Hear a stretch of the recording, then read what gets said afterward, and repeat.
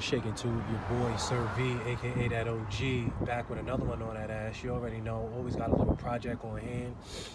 Just wanted to give y'all a quick vid that I'm doing with the Fusible link for the positive battery terminal.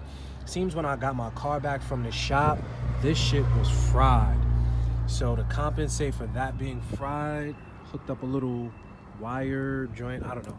But that shit wasn't it. So my car has a check engine light telling me that the voltage and everything was off.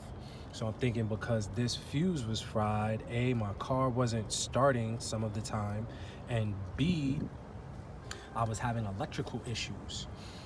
So my next point of movement now, I've already taken the two 12mm bolts off, those right there. They came off of the actual terminal right here, and then the accessory terminal that's on the back. To take this off, it's actually very simple.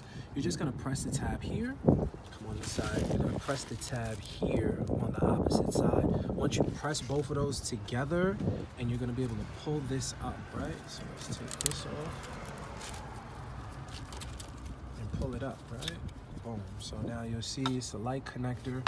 Don't mind this here, this relay, that is for my LED, my light bar. It's my LED light bar. Don't mind that. But yes, you have the connection now. This is off, old one.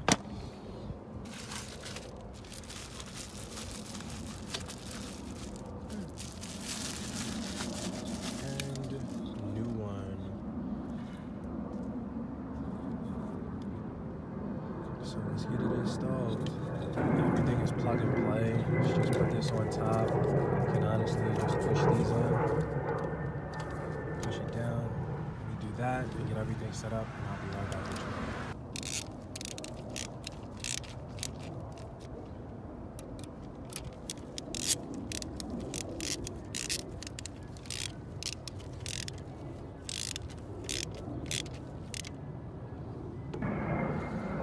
Have it too. Everything tied down nice and tight.